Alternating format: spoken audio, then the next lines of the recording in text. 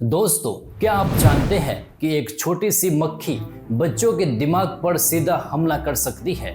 जी हाँ, इस समय गुजरात में एक ऐसा ही खतरनाक और जानलेवा वायरस पैर पसार रहा है जिसने डॉक्टरों और सरकार की नींद उड़ा दी है। इसका नाम है चांदीपुरा वायरस। सिर्फ कुछ ही घंटों के अंदर यह वायरस बच्चों को अस्पताल और फिर मौत के मुंह तक पहुंचा रहा है। आखिर क्या है यह वायरस, यह कहां से आया और इससे अपने बच्चों को कैसे बचाएं? आज के इस वीडियो में सब कुछ विस्तार से जानेंगे, तो वीडियो को अंत तक जरूर देखें और चैनल पर नए हो तो चैनल को सब्सक्राइब करना ना भूलें। दोस्तों, सबसे पहले हम ये जान लेते हैं कि चांदीपुरा वायरस सबसे पहले कहाँ दिखा और इसका नाम इतना अजीब क्यों है। दरअसल यह कोई नया वायरस नहीं है। साल 1965 में भारत के महाराष्ट्र राज्य के नागपुर जिले के चांदीपुरा नाम के गांव में इस वायरस का पहला मामला सामने आया था। इसी गांव के नाम पर इसका नाम चांदीपुरा वायरस रखा गया। इसी वायरस को सबसे पहले भारतीय वैज्ञानिकों ने नागपुर में बुखार से पीड़ित मरीजों के खून के सैंपल से अलग करके पहचाना था।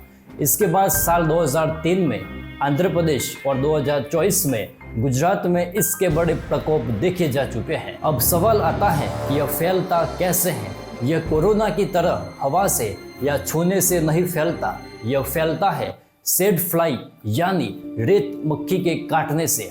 यह मक्खियां ज्यादातर मिट्टी के घरों, दीवारों की दरारों या गंदगी में पाई जाती है। मानसून के मौसम में इनका खतरा सबसे ज्यादा बढ़ जाता है। यह आकार में मच्छर से बहुत छोटी, लगभग 1.5 से 3 मिलीमीटर होती है, जिसके शरीर और वी शेप पंखों पर बारीक बाल होते हैं। नर सैड फ्लाई केवल पौधों का रस पीते हैं, लेकिन मादा सैड फ्लाई को अंडे देने के लिए प्रोटीन की जरूरत होती है, इसीलिए वह इंसानों और जानवरों का खून चूसती है।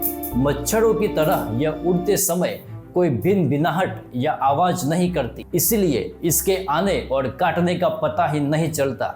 इसलिए इससे साइलेंट किलर भी कहा जाता है। जब यह मक्खी काटती है तो इसके शुरुआती लक्षण बहुत सामान्य लगते हैं, जैसे अचानक बहुत तेज बुखार आना जो कई बार 100 डिग्री से भी ऊपर जा सकता है, लगातार उल्टी होना, सिर दर्द और शरीर में भयंकर कमजोरी महसूस होना, और देखते ही देखते यह वायरस बच्चे के सेंट्रल नर्वस सिस्टम यानी दिमाग पर अटैक करता है, जिससे बच्चे को दौड़े आने लगते हैं और वह बेहोश हो सकता है। चांदीपुरा वायरस का सबसे सॉफ्ट टारगेट होते हैं 14 से 15 साल के कम उम्र के बच्चे, खासकर ग्रामीण और आदिवासी इलाकों में रहने वाले बच्चे। बच्चों का इम्यूनिटी सिस्टम कमजोर होने के कारण यह उनके दिमाग में बहुत जल्दी सूजन पैदा करने लगता है, जिसे एक्यूट इन्फेफ्लाइटिस सिंड्रोम कहते हैं। साल 2024 में गुजरात में इसका सबसे बड़ा कहर देखा गया था, जहां 250 से करीब मामले सामने आए थे और 82 बच्चों की मौत हो गई थी। हाल ही में साल 2026 के इस मौजूदा सीजन में भी गुजरात के अलग अलग जिलों में चांदीपुरा वायरस के नए मामले सामने आ चुके हैं, जिनमें से 3 बच्चों की मौत की पुष्टि हो चुकी है और कई अन्य का इलाज चल रहा है। यह आंकड़ा लगातार बदल रहा है। आपको जानकर हैरानी होगी कि चांदीपुरा वायरस की ना तो कोई दवा बनी है और ना ही इसकी कोई वैक्सीन उपलब्ध है। डॉक्टर अस्पताल में मरीज को केवल सपोर्टिव ट्रीटमेंट देते हैं, यानी बुखार कम करने और दौड़ों को रोकने की दवाइयाँ दी जाती है।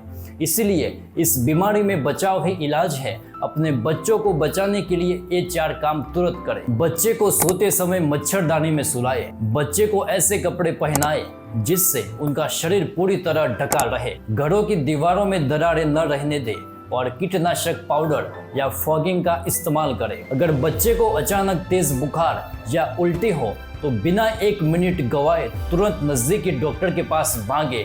शुरुआती 3 घंटे बहुत कीमती होते हैं। चांदीपुरा वायरस खतरनाक जरूर है, लेकिन सही समय पर जागरूकता और सतर्कता से हम अपने बच्चों को सुरक्षित रख सकते हैं। इस वीडियो को सिर्फ देखकर छोड़िए मत, अपने परिवार और दोस्तों के साथ, खासकर छोटे बच्चों के माता पिता के साथ तुरंत शेयर कीजिए, क्योंकि आपकी एक शेयरिंग किसी मासूम की जिंदगी बचा सकती है। वीडियो पसंद आया हो तो वीडियो को लाइक और चैनल को सब्सक्राइब करना ना भूलें।